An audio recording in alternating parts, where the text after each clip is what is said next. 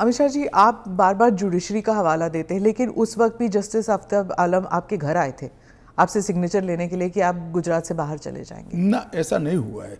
आफ्ताब आलम साहब कभी मेरे घर पे न आए नहीं है, ऐसी ज़रूरत भी नहीं पड़ी है। इन्होंने यहाँ रविवार के दिन स्पेशल कोर्ट बिठाकर मेरी बेल एप्लीकेशन को सुना और रिजेक्ट किया। ना, रिजेक्ट नहीं किया। इन्होंने कहा कि मुझे लगता है कि अमित शाह गृह मंत्री रहे, वो साक्ष्य को प्रभावित कर। तो मेरी जो वकील थी, इन्होंने कहा कि आपको अगर ये भय है तो जब तक बेल एप्लीकेशन डिसाइड नहीं होता हमारे क्लाइंट गुजरात के बाहर रहेंगे। वो मैंने स्टेटमेंट किया है। 2 साल आप बाहर रहे? हाँ, 2 साल में बाहर रहा, निश्चित रूप से बाहर रहा, क्योंकि 2 साल भारत के इतिहास में कभी भी किसी की बेल एप्लीकेशन 2 साल नहीं चली है। आलम साहब की कृपा से मेरी बेल एप्लीकेशन 2 साल चली। ज़्यादा से ज़्यादा बेल एप्लीकेशन 11 दिन तक चली है। आपने उस वक्त पहले भी जिक्र किया था अडवाणी जी के ऊपर कि उन्होंने भी इस्तीफा दिया था। जी, कहा था अडवाणी जी ने इस्तीफा दिया था। ढेर सारे हमारे कार्यकर्ता, मदन लाल खुराना वगैरह सारे, सभी ने दिया था।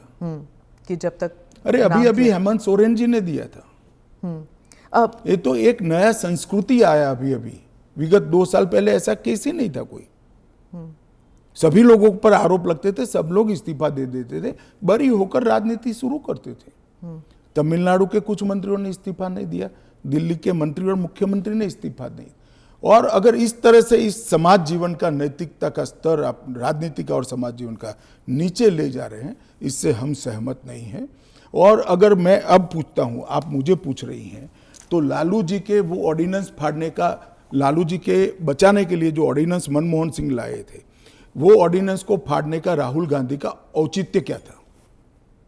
अगर उस दिन वो मोरालिटी थी तो आज नहीं है क्या?